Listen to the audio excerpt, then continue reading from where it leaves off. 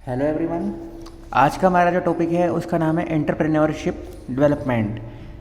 Basically हम शुरू से पढ़ते आ रहे हैं कि बिजनेस ऑर्गेनाइजेशन, बिजनेसमैन। हमने एक वर्ड मैंने कभी कभी बोला होगा एंटरप्रेन्योर, या शायद ना भी बोला हो। एंटरप्रेन्योरशिप का मतलब क्या होता है, ये भी क्योंकि इंपॉर्टेंट चीज़ होती है, इंपॉर्टेंट एक वर्ड है। क्योंकि आज के टाइम में कोई भी बिजनेसमैन अपने आप को एज अ बिजनेसमैन नहीं बोलता है। वो अपने आप को, अपनी जो पहचान है, अपनी आइडेंटिफिकेशन है, वो एज अ एंटरप्रेन्योर बताता है। आपको समझ में आ गया होगा कि एंटरप्रेन्योर का मतलब क्या होता है। एंटरप्रेन्योर का मतलब होता है कि जो बिज़नेस करता है, जो बिजनेसमैन को ही एंटरप्रेन्योर कहा जाता है। लेकिन वो बिजनेसमैन जो है काफ़ी कॉमन लैंग्वेज हो गई है, लेकिन वो एंटरप्रेन्योर खुद को कहता है। तो एंटरप्रेन्योरशिप से पहले हम 3 रिजेंबलिंग वर्ड्स को पढ़ रहे हैं। एंटरप्रेन्योर का मतलब होता है कि वो पर्सन जो अपने बिजनेस यूनिट को खड़ा करता है, एक तरह सेटअप करता है या एस्टेब्लिश करता है, उसे हम बोलते हैं एंटरप्रेन्योर। जो कि बिजनेस रन करता है उसे हम बोलते हैं एंटरप्रेन्योर। एंटरप्रेन्योरशिप का मतलब है process of setting up of own business unit. खुद की बिजनेस यूनिट खड़ी करने की प्रोसेस को हम बोलते हैं एंटरप्रेन्योरशिप। देन हमारा आता है एंटरप्राइज। ये है एक तरह से एंटरप्रेन्योरशिप की आउटकम है।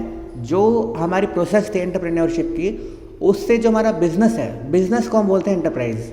मतलब इसमें क्या समझ में आया हमको कि बिजनेस है हमारा एंटरप्राइज, बिजनेसमैन एंटरप्रेन्योर, और उसकी प्रोसेस को हम बोलते हैं एंटरप्रेन्योरशिप। मतलब कि जो हमारा एंटरप्रेन्योर है वो हमारा सब्जेक्ट है, पर्सन है, ये हमारी प्रोसेस है, ये वर्ब है, और ये हमारा ऑब्जेक्ट है जो हमारी ऑर्गेनाइजेशन है। बेसिक चीज़ें थी, कुछ इंपॉर्टेंट चीज़ें नहीं थी, लेकिन बेसिक चीज़ें थी। अब हम आ गए थे एंटरप्रेन्योरशिप का मतलब क्या होता है। अब काफ़ी सारे फैक्टर्स होते हैं किसी भी बिजनेस में, जैसे कि लैंड है, लेबर है, या कैपिटल है, और फिर आता है एंटरप्रेन्योर। इन चारों की मदद से ही कोई भी बिज़नेस किया जा सकता है। अगर आपको बिज़नेस करना है, आपको लैंड भी चाहिए, लेबर भी चाहिए, पैसा भी चाहिए, और उन सभी चीज़ों को मैनेज करने के लिए एक एंटरप्रेन्योर भी चाहिए। अगर किसी केस में एंटरप्रेन्योर नहीं होता है तो बाकी सारे फैक्टर्स भी मीनिंगलेस हो जाएंगे, क्योंकि उनको मैनेज करने वाला, कंट्रोल करने वाला कोई होगा ही नहीं, तो फिर क्या करेगा कोई। एक टाइम पे बिना कैपिटल के बिजनेस किया जा सकता है, बिना लैंड के भी बिजनेस किया जा सकता है, बिना लेबर के भी बिजनेस किया जा सकता है, लेकिन बिना एंटरप्रेन्योर के बिजनेस नहीं किया जा सकता है। तो वैसे देखा जाए तो चारों ही फैक्टर्स अपने आप में काफ़ी इंपॉर्टेंट हैं, चारों ही काफ़ी इंपॉर्टेंट हैं। उनके बिना बिजनेस करना इतना ईजी नहीं होगा।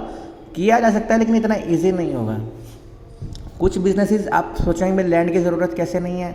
अब कुछ बिजनेसेस ऐसे हैं जो कि ऑनलाइन बिजनेस चल रहे हैं, तो उसमें लैंड की ज़रूरत नहीं है। लेबर में क्या आता है कि जैसे कुछ चीज़ें ऐसी हैं जो आप एक तरह से होता है ना कि भाई कुकिंग वीडियोज़ बना रही हैं घर पे, या कुछ भी ऐसा कुछ क्रिएट कर रहे हैं, उसमें आप खुद ही बना रहे हैं, तो लेबर की ज़रूरत नहीं है। कैपिटल का क्या होता है कि कैपिटल में हमको इन्वेस्टमेंट चाहिए होती है कि ऑफिस बनाना पड़ेगा, ये करना पड़ेगा, वो करना पड़ेगा। थोड़ी सी ज़रूरी हो सकती है, लेकिन इतनी ज़्यादा ज़रूरत नहीं भी हो सकती है। लेकिन एंटरप्रेन्योर अगर नहीं है तो बिज़नेस नहीं चल सकता है। तो ऑन द बेसिस ऑफ, मतलब कि कुछ स्कॉलर्स हैं, कुछ प्रोफेशनल्स हैं, उन्होंने अपनी डेफिनेशन दी है एंटरप्रेन्योरशिप की। उसके अकॉर्डिंग क्या है कि एंटरप्रेन्योरशिप का मतलब होता है एक सिस्टमैटिक, पर्पसफुल, लॉफुल, एक क्रिएटिव एक्टिविटी जो कि रिस्क के रिटर्न में की जाती है, और उससे एक तरह से वैल्यूज़ मिलती है कस्टमर्स को या सोसाइटी को। जैसे कि गुड्स और सर्विसेज प्रोड्यूस होती हैं बिजनेस से, जो कि सोसाइटी को मिलती हैं। उसके एक्सचेंज में बिजनेस को मिलता है प्रॉफिट या रिटर्न ऑन द इन्वेस्टमेंट। मतलब कि इसका मतलब हमें क्या समझ में आया। एंटरप्रेन्योरशिप होती है एक systematic activity, lawful and purposeful activity, creative होती है, और होती है इसमें रिस्क भी होता है। आपने बिजनेस पढ़ा ही हुआ है कि बिजनेस वाले सारे पॉइंट्स हैं, इसमें रिस्क भी होता है, और रिटर्न के मकसद से ये किया जाता है। On the basis of this definition this entrepreneurship the following characteristics are following. पहला है सिस्टमैटिक एक्टिविटी। एंटरप्रेन्योरशिप एक सिस्टमैटिक एक्टिविटी है, सिस्टम के अकॉर्डिंग चलना चाहिए, डिसिप्लिन के अकॉर्डिंग चलना चाहिए। ऐसा नहीं कि भाई कि मेरा दिमाग में आइडिया आ गया बिज़नेस करने का, मैंने इसमें पैसे लगा दिए, हो गया, बस काम ख़त्म हो गया, चलो भाई, ऐसा नहीं होता है। इसमें काफ़ी डिसिप्लिन वे में, ये सिस्टमेटिक वे में सारे काम होते हैं। काफ़ी सारे स्टेप्स लेने पड़ते हैं, जैसे कि भाई कि रॉ मटेरियल कहाँ से आएगा, हमने फैक्ट्री कहाँ लगानी है, उसकी लोकेशन कहाँ होनी चाहिए, हमने किस मार्केट को टारगेट करना है, या किस प्राइस पे अपना सामान बेचना है, हमारे प्रोडक्ट का शेप कैसे होनी चाहिए, डिज़ाइन कैसा होना चाहिए, ये सारे डिसीजन हमें लेने होते हैं। कोई ऐसी चीज़ नहीं कि भाई बहुत ईजी चीज़ है कि भाई आइडिया आ गया बस कर लिया काम, ऐसा नहीं होता है। आपको काफ़ी सारे स्टेप्स सोचने पड़ेंगे, लेने पड़ेंगे अचीव करने के लिए। एक नॉलेज होनी चाहिए आपको और उसके बाद में उसे डिसिप्लिन मैनर में एग्जीक्यूट करना भी आना चाहिए। सिस्टमेटिक कैसे है, क्योंकि इस बिज़नेस को करने के लिए एंटरप्रेन्योर बनने के लिए बेसिकली आपको एक नॉलेज होनी चाहिए, ट्रेनिंग एजुकेशन आपके पास होनी चाहिए। अब मैंने आपको पढ़ाया था फर्स्ट चैप्टर में, किसी चीज़ की कोई रिक्वायरमेंट नहीं है, ऑप्शनल है। लेकिन एंटरप्रेन्योर वो अच्छा बिजनेस का, ये है एंटरप्रेन्योर का। बिजनेस जो है एक तरह से सेकेंडरी लेवल पे आता है और एक तरह से जो एंटरप्रेन्योर है वो प्राइमरी लेवल पे आता है। अगर आपको बिजनेस स्टार्ट करना है अपना तो आपको एजुकेशन की भी ज़रूरत नहीं है, लेकिन अगर आपको एंटरप्रेन्योर बनना है तो उस केस में आपको ट्रेनिंग एजुकेशन की ज़रूरत पड़ेगी। क्यों, मतलब कि वैसे ज़रूरी नहीं है, कंपल्शन नहीं है, लेकिन अगर आपको अपना बिजनेस अच्छे से रन करना है, एंटरप्रेन्योर बनना है। एंटरप्रेन्योर का एक तरह से बेसिकली मतलब है कि अगर आपको बहुत एक बड़े लेवल पर बिजनेसमैन बनना है तो आपको नॉलेज होनी ज़रूरी है, नहीं तो आप कम्पीट नहीं कर पाओगे। नेक्स्ट हमारा आता है lawful and purposeful activity. Entrepreneurship जो है वो एक तरह लॉफुल एक्टिविटी है, कोई इलीगल एक्टिविटी नहीं होती है। अगर इलीगल होता तो इसे हम एंटरप्रेन्योरशिप नहीं कहा जा सकता था। Simply it because it involves the risk. On the other hand ये एक तरह से सर्विसेज प्रोवाइड करती है, गुड्स प्रोवाइड करती है बायर्स को, तो उसके बदले में इन्वेस्टर्स को या खुद को प्रॉफिट भी अर्न होता है। तो उससे एक तरह पर्पसफुल एक्टिविटीज़ भी है। पर्पस क्या है इनका कि प्रॉफिट अर्न करना, या जो जिस इन्वेस्टर ने इनके बिजनेस में इन्वेस्टमेंट की है उनको रिटर्न पे करना, मतलब टाइमली और एडिक्वेट वे में। तो लॉफुल भी है, कोई इलीगल बिजनेस इसमें नहीं चल सकता है, और पर्पसफुल भी कि प्रॉफिट कमाने का पर्पस है। नेक्स्ट है इनोवेशन। इनोवेशन का मतलब होता है क्रिएटिविटी, कुछ भी नया क्रिएट करना, कुछ भी नया फॉर्म करना, नया प्रोड्यूस करना, कुछ भी नया, एक तरह से कुछ भी नया जो ऑलरेडी बाकी सब नहीं कर रहे हैं। तो इनोवेशन में क्या होता है, under entrepreneurship the combinations of different modes of production are created and entrepreneur performs a job in a new and improved way so that cost of production is reduce. अब इनोवेशन किस काम आती है एक बिजनेस में, कि अगर वो कोई इनोवेटिव आइडियाज़ यूज़ करेगा तो बेसिकली इनोवेटिव आइडियाज़ क्यों यूज़ करेगा कि वो कॉस्ट ऑफ प्रोडक्शन को कम कर सके। अब कॉस्ट ऑफ प्रोडक्शन कम हो जाएगी तो आपका ऑटोमेटिकली प्रॉफिट हाई हो जाएगा और इनकम जो है बढ़ जाएगी। एंटरप्रेन्योर जो है काफ़ी सारी पॉसिबिलिटीज़ को एक्सप्लॉइट करता है जो कि बाकी सब ने इग्नोर कर दी थी। अब फॉर एग्जांपल कि एक ही कंपटीशन में 10-12 कंपनीज़ हैं और आपके माइंड में कोई एक ऐसा नया आइडिया आता है तड़कता भड़कता सा जो काफ़ी प्रोडक्टिव है, लेकिन बाकी सभी के माइंड में ऐसा कुछ आइडिया नहीं आ रहा है, तो वो आपके लिए एक तरह से काफ़ी एक एसेट बन जाएगा वो जो आपका आइडिया है, और काफ़ी आपको ग्रोथ दे सकता है, काफ़ी आपको कम्पिटिटिव स्ट्रेंथ दे सकता है। तो वो आपको आइडियाज़ देने चाहिए, क्योंकि एक ऐसा कहा गया था किसी एक इंटरव्यू में, शायद किसी ने पूछा गया था किसी से, काफ़ी किसी नहीं इंटरव्यू था या किसी कॉन्फ्रेंस में पूछा गया था कि आप अपनी सक्सेस से कितना दूर हो, तो उसका रिप्लाई था एन आइडिया। तो एक आइडिया जो होता है काफ़ी इंपॉर्टेंट चीज़ होती है किसी भी बिजनेस में, लेकिन इंपॉर्टेंट चीज़ होती है उसको एग्जीक्यूट करना भी और उसको प्लान में क्रिएट करना भी, क्योंकि आइडिया से कुछ नहीं होता है। आइडिया को पहले माइंड में लाओगे, फिर वो जनरेट होएगा, ओरिजिनेटेड होएगा, फिर वो आइडिया आपके माइंड में, फिर उससे आप प्लान फॉर्म करोगे, उसके बाद में उसे एग्जीक्यूट करोगे। तीनों चीज़ें इंपॉर्टेंट होती हैं, और बेसिकली जो फर्स्ट इंपॉर्टेंट चीज़ होती है वो होती है प्लान फॉर्म करना, जो इतना मुश्किल भी नहीं होता है और इतना ईजी भी नहीं होता है। अगर आपको एक बार आ गया तो फिर आपका वो हो ही जाएगा। तो इनोवेशन में क्या होता है कि एक तरह से मार्केट में एंटर करता है with a new technique of production. अगर इससे मान लो फॉर एग्जांपल कोई प्रोडक्शन हो रही है, उसमें कोई नई टेक्नोलॉजी यूज़ करेगा, कोई नया रॉ मटेरियल यूज़ करेगा, नए मार्केटिंग मेथड यूज़ करेगा, जिससे कि अपनी सेल्स को बढ़ा सके, वो उसे हम बोलते हैं इनोवेशन। जैसे आपने सुना होगा कि सिस्का एलईडी लाइट्स के बारे में हमने सुना होगा कि पावर सेविंग लाइट्स हैं, या जो मोबाइल फ़ोन्स आते हैं उनमें भी कुछ ना कुछ एक नया फीचर ऐसा होता ही है जो बाकी सब में नहीं होता है। तो एक तरह से इनोवेशन का मतलब होता है कि बाकी सबसे कुछ अलग करना है। नेक्स्ट है ऑर्गेनाइजेशन ऑफ प्रोडक्शन। अब एंटरप्रेन्योरशिप में क्या होता है कि नए नए मेथड यूज़ किए जाते हैं प्रोडक्शन के लिए। जैसे कि एक एंटरप्रेन्योर को कहा जाता है एक थिंकर बोला गया है। एंटरप्रेन्योर कभी भी एक तरह से लेबर की तरह काम नहीं करता है, कोई फिजिकल वे में काम नहीं करता है, वो सिर्फ मेंटली काम करता है। उसका थिंकर होना, टैलेंटेड होना बहुत ज़रूरी होता है, क्योंकि तभी वो अपने अपॉर्चुनिटीज़ का यूज़ कर सकता है। मान लो कि मुझे लग रहा है कि भाई सामने मैं यहाँ पर इन्वेस्ट करूँगा तो मेरा फ़ायदा है, वो सिर्फ तभी फ़ायदा होगा जब मुझे पता होगा कि भाई ऐसा फ़ायदा मुझे इसमें इन्वेस्ट करना चाहिए। अगर एक एंटरप्रेन्योर जो है एक अच्छा थिंकर नहीं है तो एक अच्छा वो एंटरप्रेन्योर नहीं बन सकता है। भले ही उसका जो बिज़नेस है काफ़ी पुराना हो, काफ़ी चल भी रहा हो, अच्छा भी चल रहा हो, लेकिन वो एंटरप्रेन्योर अच्छा नहीं है, कम्पिटिटिव नहीं है। कोई भी इन्वेस्टर उसके ऊपर इन्वेस्ट नहीं करना चाहेगा अगर वो एक अच्छा थिंकर नहीं है तो। क्योंकि एक अच्छा थिंकर वही हो सकता है जो एक जो एक तरह से अगर देखा जाए तो मैं अगर एक ऐसा एग्जांपल लूँ तो आप समझ जाओगे कि एक जले हुए घर से भी कुछ प्रॉफिट कमा ले वो, मतलब जले हुए घर से तो नहीं कहूँगा, सॉरी, जले हुए सामान से भी प्रॉफिट कमाना है कि उसे कुछ हो। मतलब एक तरह से मैं ये कहना चाह रहा हूँ कि जहाँ पे लॉस होने की पूरे चांस हों वहाँ पे से भी कुछ ना कुछ हद तक वो प्रॉफिट कमा लें, उसे हम बोलते हैं थिंकर। मैं काफ़ी ज़्यादा एक्सट्रीम में एग्जांपल लिया है, तो मेरे कहने का मतलब वो नहीं था जो इसका शायद निकल भी रहा हो, लेकिन एक्सट्रीम में एग्जांपल है। थिंकर होना और टैलेंटेड होना बहुत ज़रूरी होता है, जो फ्यूचर को एंटिसिपेट करके उससे अकॉर्डिंग डिसीजन ले सके। जब एंटरप्रेन्योर को इन्फॉर्मेशन मिलती है कि कोई रिसोर्सेज अवेलेबल हैं, उनका बेटर अवेलेबिलिटी देखना, फिर उनका प्रॉपर यूटिलाइजेशन करना, वो ही होता है ऑर्गेनाइजेशन ऑफ प्रोडक्शन। अब क्योंकि प्रोडक्शन के लिए क्या हमें चाहिए होता है, रॉ मटेरियल चाहिए होता है, लेबर चाहिए होती है, तो हम देखेंगे कि जो सोर्सेज ऑफ प्रोडक्शन है, जैसे लेबर, रॉ मटेरियल होते हैं, दो चीज़ें हैं, सोर्सेज होते हैं, तो उनकी पहले हम देखेंगे अवेलेबिलिटी कितनी है, उसके बाद हम देखेंगे प्रॉपर यूटिलाइजेशन हम कर सकते हैं कि नहीं कर सकते हैं। प्रॉपर यूटिलाइजेशन एक बहुत इंपॉर्टेंट फैक्टर होता है, क्योंकि प्रॉपर यूटिलाइजेशन किए बिना हम कहीं भी नहीं पहुंच पाएंगे। क्योंकि प्रॉपर यूटिलाइजेशन का मतलब है, जैसे आप सभी को पता ही है कि पूरी दुनिया में 750 करोड़ लोग रहते हैं, तो उनमें हर एक के पास 24 घंटे होते हैं, लेकिन सबका यूटिलाइजेशन अलग अलग होता है। जो बेटर यूटिलाइज कर लेता है वो आगे निकल जाता है, जो कम यूटिलाइज कर पाता है वो पीछे रह जाता है। तो सेम वे में रिसोर्सेज ऑफ प्रोडक्शन जो है उसका भी यूटिलाइजेशन प्रॉपर होना चाहिए। अगर ओवर यूटिलाइजेशन हो जाएगा तो भी फ़ायदा नहीं होगा, अंडर यूटिलाइजेशन होगा तो भी कोई फ़ायदा नहीं होगा। ऑप्टिमम यूटिलाइजेशन होना चाहिए। ऑप्टिमम का मतलब है जितनी रिक्वायरमेंट है उतना ही यूटिलाइजेशन होना उसका बहुत ज़रूरी होता है।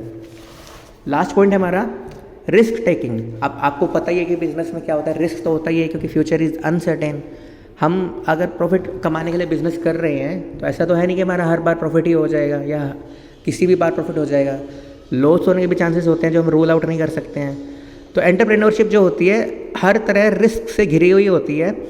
रिस्क कभी भी अलग नहीं किया जा सकता एंटरप्रेन्योरशिप से, क्योंकि फॉर एग्जांपल इसमें ले रखा है कि अगर एंटरप्रेन्योर जो है रॉ मटेरियल की सप्लाई को इंश्योर कर लेता है और किसी कॉन्ट्रैक्ट में एंटर कर लेता है, लेकिन उसे कोई गारंटी नहीं है, श्योरिटी नहीं है कि उसको प्रॉफिट हो जाएगा, क्योंकि लॉस होने के चांसेस भी उतने होते हैं। Although every entrepreneur manages his activities by properly controlling the risk factor. Risk को आप मिनिमाइज कर सकते हो, एलिमिनेट नहीं कर सकते हो, बल्कि कम कर सकते हो, ख़त्म नहीं कर सकते हो। But still the presence of risk continues to be an important characteristic of entrepreneurship. तो ये था हमारे 5 पॉइंट से फीचर्स के एंटरप्रेन्योरशिप के। पहला था कि सिस्टमेटिक एक्टिविटी है, इसको आपको करने के लिए नॉलेज होनी चाहिए, एक्सपीरियंस होना चाहिए, ट्रेनिंग होनी चाहिए आपके पास, या डिसिप्लिन होना चाहिए। देन है लॉफुल है, क्योंकि इलीगल बिजनेस जो एंटरप्रेन्योरशिप नहीं कहला पाएगा। पर्पस क्या होता है इसमें कि प्रॉफिट अर्न करना। इनोवेशन कुछ नया करना जो बाकी सब नहीं कर रहे हैं। कंपटीशन में अगर आप हैं तो कंपटीशन ना भी हो, लेकिन अगर कंपटीशन में है तो ज़्यादा इंपॉर्टेंस होती है इनोवेशन को। इनोवेशन का मतलब होता है कि जो बाकी सारे नहीं सोच रहे हैं वो आप सोच रहे हैं, और आपके पास अगर कोई एक ऐसा नया कुछ आइडिया है जो यूनिक आइडिया है तो ही आप आगे निकल सकते हैं, नहीं तो कंपटीशन में आप कभी भी आगे नहीं निकल सकते हैं। फॉर एग्जांपल कि मैं एग्जांपल भी शायद ले लेता हूँ, अभी ज़्यादा में गर्ल्स हैं तो आप समझ भी जाओगे, बॉयज़ में भी डांस वाले ही हैं। तो जो जैसे डांस होता है, ग्रुप डांस है, सोलो डांस है, कोई भी डांस है, और डांस कंपटीशन हो रहा है। अगर आपने 1 साल में कोई डांस परफॉर्मेंस दी है, नेक्स्ट ईयर भी फिर वही दी, अगले 5-6 साल तक वही दे रहे हो, कुछ नया नहीं कर रहे हो, तो उस केस में अगर फॉर एग्जांपल आपका कोई कंपेटिटर आता है जो कुछ नया कुछ सोचता है और नया कुछ करता है तो ईजिली वो जीत जाएगा। तो हमेशा ही आपको कुछ ना कुछ नया सोचना पड़ता है। जो मेरी आदत भी है, हमेशा मैं आदत तो नहीं कह सकता, बल्कि मेरी आदत है, मैं कोशिश करता हूँ कि हमेशा ही अपने अगर खुद के भी आइडियाज़ हैं तो उन्हें भी खुद दोबारा कॉपी ना करूँ। इनोवेशन का काम मतलब यही होता है कि खुद के माइंड को इतना क्रिएटिव बना लेना। मैं ये नहीं कह रहा कि मैं खुद बहुत ज़्यादा क्रिएटिव हूँ, लेकिन मैं इतना कहना चाह रहा हूँ कि खुद को इतना क्रिएटिव बना लेना कि भाई कुछ भी नया आइडिया आए, ऐसा होना चाहिए कि तो पहले मैं ये नहीं कहूँगा कि भाई कोई सारे बोले कि भाई ये क्या आइडिया है, वो क्या आइडिया, जो लोग बोलते हैं ना मोटिवेट करने के लिए कि आपका आइडिया तभी बड़ा होएगा जब लोग बोले कि भाई ये नहीं हो सकता है, लेकिन ऐसा कुछ नहीं है। आपके आइडिया के ऊपर सिर्फ आपका बिलीफ होना ज़रूरी होता है, और किसी की ओपिनियन इतनी मैटर नहीं करती है। पहले आप आइडिया सोचो, फिर उसको प्लान में कन्वर्ट करो, उसके बाद एग्जीक्यूट करो। लेकिन आज के टाइम में लोग क्या करते हैं, पहले आइडिया आया, चलो भैया करते हैं, ख़त्म बात। लेकिन एक्चुअल वे में क्या होता है कि पहले आइडिया आता है, फिर उसको हम प्लान में फॉर्म करते हैं। प्लान का मतलब होता है कि वेरियस स्टेप्स में हम उसको डिवाइड करते हैं कि अभी ऐसा होगा तो हम क्या करेंगे, ऐसा होगा तो हम क्या करेंगे, और ऐसा नहीं हो पाया तो हम क्या करेंगे। हर सिचुएशन के लिए हमें रेडी रहना होता है। नेक्स्ट पॉइंट हमारा आता है नीड फॉर एंटरप्रेन्योरशिप। इसमें क्या कि भाई नीड क्या है एंटरप्रेन्योरशिप की, हमें एंटरप्रेन्योरशिप की हमें ज़रूरत ही क्या है। पहला पॉइंट है initiating the process of development, जो कि डेवलपिंग कंट्रीज़ हैं, जैसे कि इंडिया एक तरह से डेवलपिंग कंट्रीज़ है, अमेरिका एक तरह डेवलप्ड कंट्री है। तो उस केस में इंडिया जैसी कंट्री में अगर कोई एंटरप्रेन्योरशिप की डेवलपमेंट हो जाएगी तो उससे कंट्री की जो इकोनॉमिक इन्वायरमेंट है उसमें भी ग्रोथ होएगी और उसकी भी डेवलपमेंट हो पाएगी, क्योंकि एंटरप्रेन्योरशिप होने की वजह से ही इकोनॉमिक स्ट्रेंथ होती है। अगर ज़्यादा से ज़्यादा बिजनेस खुलेंगे इंडिया मतलब किसी भी कंट्री में, डेवलपिंग कंट्री में, तो उस कंट्री की डेवलपमेंट अपने आप ही हो जाएगी। नेक्स्ट है sustaining the development. Sustaining the development का मतलब होता है जो डेवलपमेंट हो रही है ऑलरेडी उसे मेंटेन करे रखना। अब डेवलप कंट्रीज़ में जहाँ पे कि एक तरह से मेंटेन करने के लिए चाहिए होती है एंटरप्रेन्योरशिप, जो डेवलपमेंट हो रही है उसे मेंटेन करने के लिए भी एंटरप्रेन्योरशिप ज़रूरी होती है। किसी भी कंट्री में एंटरप्रेन्योरशिप का बहुत बड़ा रोल होता है इकोनॉमिक्स पोजीशन को मेंटेन करने के लिए या इंप्रूव करने के लिए भी। In order to sustain development it is essential to keep innovating the previously और ऑलरेडी एस्टेब्लिश बिजनेस यूनिट्स। फिर नेक्स्ट लास्ट पॉइंट है इसका प्रोवाइडिंग एम्प्लॉयमेंट अपॉर्चुनिटीज़। अब आपको पता है कि भाई एक जगह पे एक बिजनेस खुलेगा तो लोगों को जॉब भी मिलेगी। अब लोगों को जॉब मिलेगी तो उनकी भी इकोनॉमिक कंडीशन ठीक हो जाएगी, तो वो भी एक तरह से ग्रोथ का ही काम करता है उस एरिया के लिए, एक तरह से स्टैंडर्ड ऑफ लिविंग को इम्प्रूव करता है। Absence of employment opportunities in the public sector creates a danger of unemployment। Public sector में जो एक तरह से एम्प्लॉयमेंट अपॉर्चुनिटीज़ कम होती हैं उसकी वजह से अनएम्प्लॉयमेंट का डेंजर हो जाता है, तो उस डेंजर को पूरा करती है एंटरप्रेन्योरशिप। क्योंकि न्यू बिजनेस एंड यूनिट्स खुलेंगे तो वो एक तरह से सेल्फ एम्प्लॉयमेंट प्रोवाइड करेंगे एंटरप्रेन्योर्स को on the one hand, on the other hand provide employment to the others, thus serves social purpose.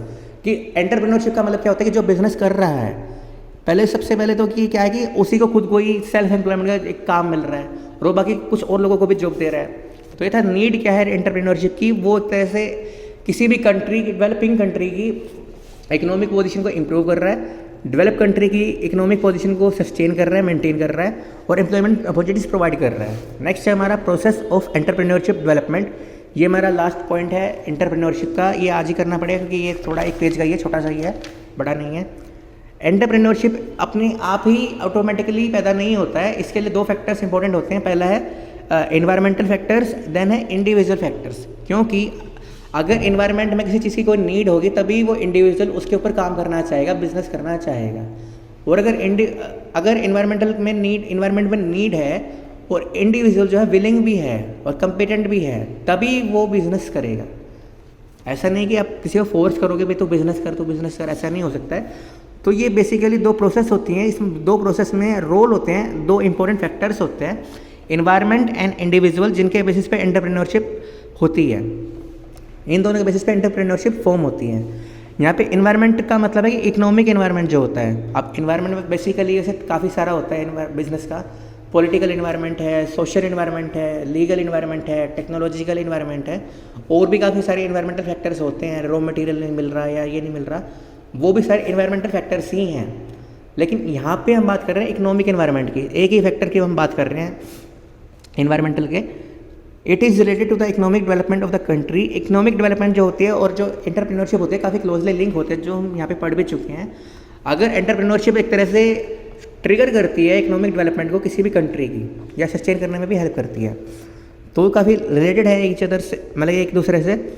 For example industries are established with the help of entrepreneurship, in turn ensures economic development of the country. क्योंकि अगर कोई industry, कोई business या कोई भी trading business, manufacturing business open होता है या रन हो रहा होता है तो उससे क्या होता है, एक तरह से इकोनॉमिक जनरेट होती है। इकोनॉमिक्स बल्कि पैसा इधर से उधर जाता है, कस्टमर पैसा पे करता है, कम बिजनेस के पास पैसा आता है, बिजनेस फिर उसे इन्वेस्ट करता है, फिर और ज़्यादा कमाता है, फिर कस्टमर को कहीं ना कहीं घूम फिर के कस्टमर के पास ही आ जाता है सैलरी से या कैसे भी।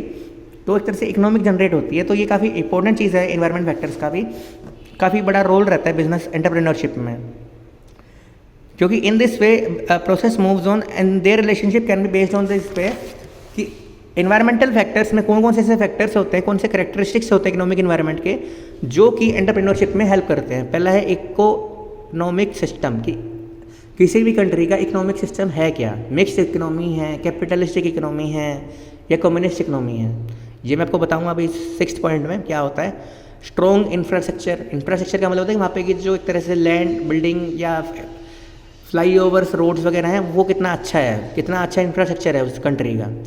रिड्यूस रेट ऑफ इंटरेस्ट, अब रेट ऑफ इंटरेस्ट जहाँ पे भी ये आए आपको ये ध्यान रखना है ये सिर्फ लोन के ऊपर है। अगर किसी कंट्री का जो लोन मिलता है लोगों को उस पर अगर रेट ऑफ इंटरेस्ट अगर ज़्यादा है तो वहाँ पे की इकोनॉमिक पोजीशन अच्छी नहीं है। अगर रेट ऑफ इंटरेस्ट कम है तो मतलब कि इकोनॉमिक कंडीशन अच्छी है। रिड्यूस टैक्सेशन, अब आपको पता है कि अगर आप कुछ कमाओगे तो आपको गवर्नमेंट टैक्स भी देना पड़ेगा। टैक्सेशन जो रेट है वो अगर ज़्यादा है तो आपकी इकोनॉमिक पोजीशन अच्छी नहीं है। टैक्स अगर कम है तो टैक्स पोजीशन आपकी अच्छी है।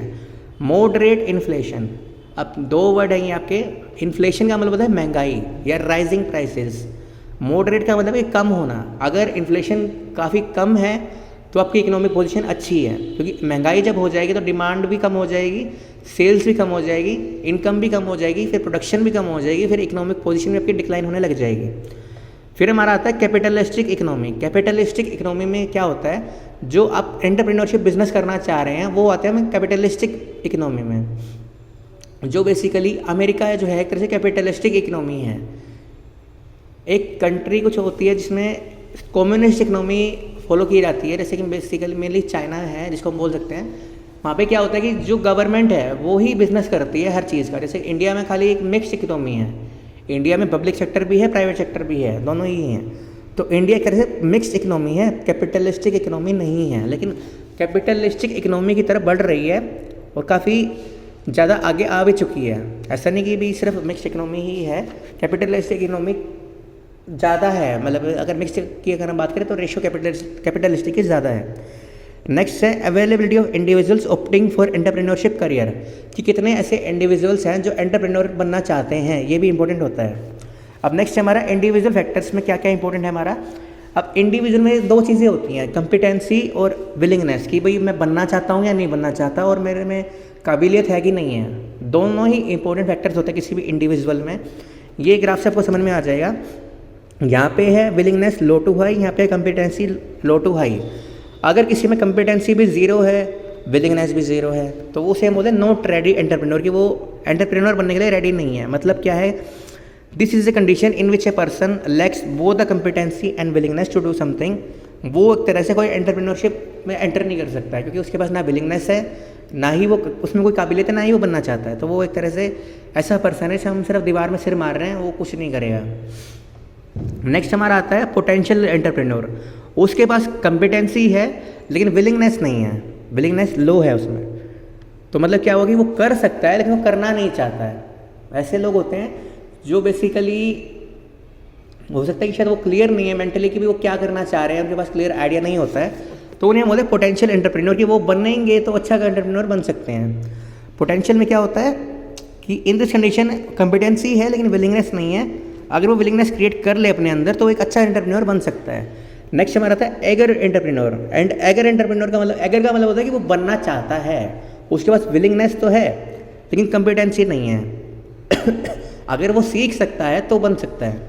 इसमें क्या होता है कि इन दिस कंडीशन विलिंगनेस है, एबिलिटी नहीं है। अगर वो अपने अंदर एबिलिटी क्रिएट कर ले, कुछ सीख के कैसे भी क्रिएट कर ले, तो वो अच्छा एंटरप्रेन्योर बन सकता है। हमारा लास्ट में आता है रेडी एंटरप्रेन्योर। रेडी एंटरप्रेन्योर में क्या होता है कि हमारी कॉम्पिटेंसी भी हाई है और हमारी एबिलिटीज़, कैपेबिलिटीज़ और विलिंगनेस भी हाई है। तो उस केस में हमारा आता है रेडी एंटरप्रेन्योर। रेडी एंटरप्रेन्योर क्या होता है कि इनमें सभी कुछ दोनों चीज़ें ही होती हैं, एबिलिटी भी है, विलिंगनेस भी है, तो उसे हम बोलते हैं रेडी एंटरप्रेन्योर, कि वो अच्छे से बिजनेस, बहुत अच्छा बिजनेस कर सकता है, काफ़ी कैपेबल है वो। तो ये था हमारा role of environmental factors and role of individual factors in entrepreneurship development. ठीक है, ये हमारा अच्छा टॉपिक था, ये हमारा पूरा हो चुका है। कल हम स्टार्ट करेंगे स्टार्टअप स्कीम के बारे में। स्टार्टअप स्कीम का भी थोड़ा ज़्यादा बड़ा नहीं है आपका, कल हमें करना होगा, यहाँ तक हमें करना होगा, विथ मनी तक, फिर आपका इंटेलेक्चुअल राइट शुरू हो जाएगा। Thank you.